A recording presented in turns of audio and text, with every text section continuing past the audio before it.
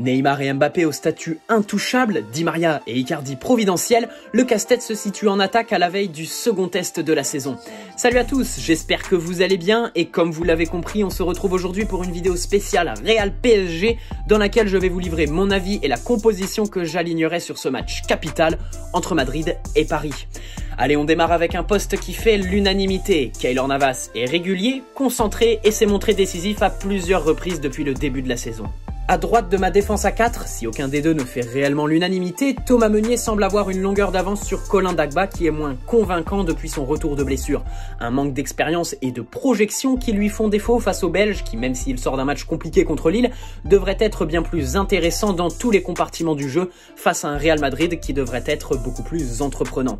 À gauche, en revanche, il fait l'unanimité. Juan Bernat débutera et devra faire ce qu'il sait faire depuis ce début de saison, être présent offensivement par sa technique et sa projection et rigoureux défensivement par son sens de l'anticipation et du placement. Premier choix fort dans l'axe de la défense où bien sûr Thiago Silva sera titulaire avec le brassard.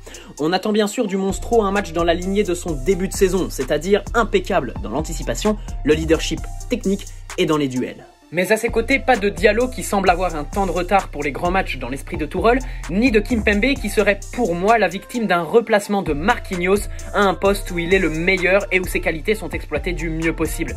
Je ne dis pas qu'il est un mauvais milieu, mais un excellent défenseur. Si la trouvaille Marquinhos-Sentinelle est une bonne idée, son statut de défenseur lui convient beaucoup mieux et d'ailleurs, lorsque l'équipe ressort le ballon, on ressent dans son placement qu'il est beaucoup plus à l'aise quand il est plus bas.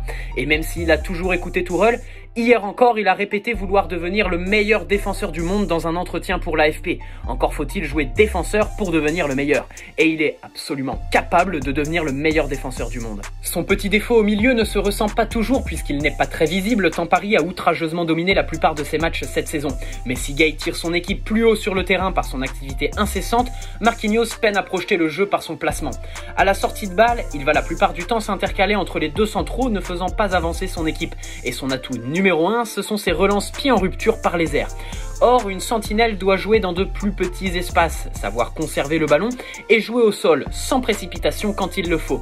Ses qualités de relance très spécifiques et son placement sont donc beaucoup plus intéressants lorsqu'il est derrière. Son jeu long peut être tout aussi intéressant, même un cran en dessous.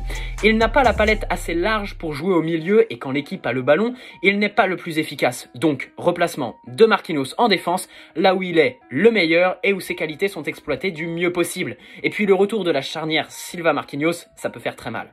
Replacement de Marquinhos aussi parce que au milieu, je mettrai un double pivot pour faire de la place aux 4 offensifs.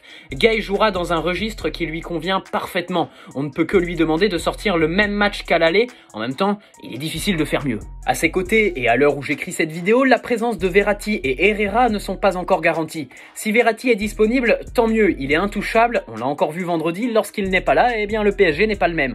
Mais s'il ne peut pas démarrer et si Herrera est disponible, eh bien tant mieux aussi puisque la simplicité avec ballon, l'agressivité et le placement sans ballon de l'Espagnol peuvent être très intéressants dans un PSG qui aura besoin de tout de suite se retrouver en bout de circuit lorsqu'il aura le ballon pour exploiter les forces offensives.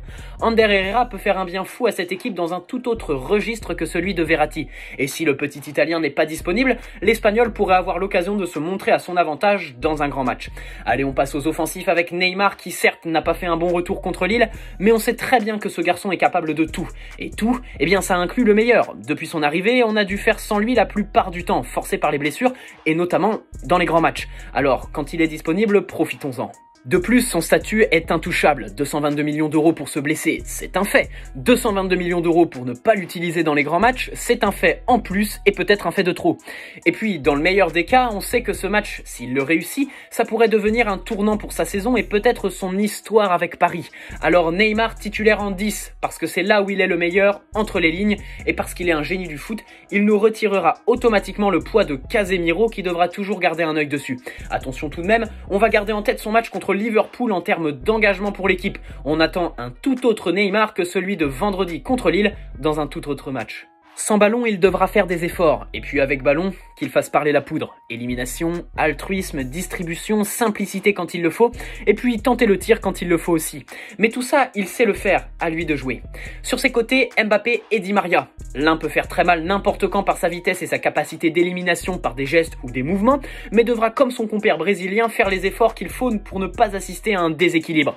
L'autre devra rendre la même copie qu'à l'aller, tranchant, décisif et investi. Di Maria ne peut pas être mis sur le banc. Au vu de sa forme actuelle et de son caractère, un offensif en pleine forme ne peut pas être mis sur la touche sans explication, que ce soit dans l'optique de le garder dans la même forme, mais aussi et surtout pour le bien de l'équipe. Même cas de figure pour Icardi qui a encore marqué vendredi.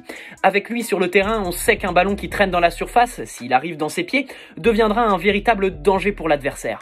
Cavani ne peut prétendre à une place dans l'équipe demain. Icardi est en pleine bourre et le mettre sur le banc alors qu'il ne fait que marquer serait incompréhensible. Surtout dans un match comme ça où il n'y a pas de place pour quelconque regret. 10 buts en 16 tirs cadrés, je ne pense pas qu'avec Icardi on puisse en avoir.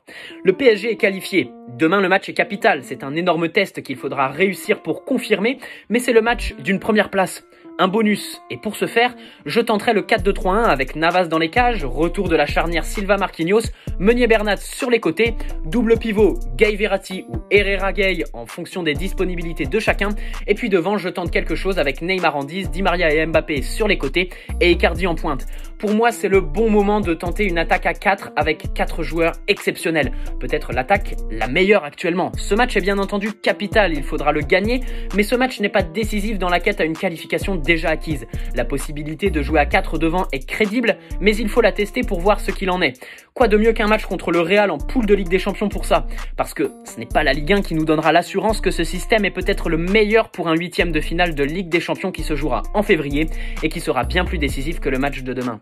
Mais bien sûr, si cela provoque un déséquilibre, je me garde le droit de changer mon dispositif pour repasser à 3 au milieu. Imaginons un match moyen d'un Neymar qui garde trop la balle et ne s'investit pas. Eh bien, je me réserve absolument le droit de le sortir, ne pas le faire débuter. Non, le faire sortir en cas de déséquilibre et de match moyen individuellement, oui. Voilà, c'était mon petit avis et ma compo. N'hésitez pas à me dire dans l'espace commentaire si vous êtes comme moi des partisans de l'attaque à 4 ou si vous pensez que le système de milieu à 3 a déjà fait ses preuves et est bien plus sûr. Si cette vidéo t'a plu, n'hésite pas à poser un petit like, t'abonner si ce n'est pas déjà fait. Bonne soirée à tous, que nos Parisiens nous fassent rêver demain. La victoire, les 3 points, le prestige, la confirmation. Allez Paris, ciao.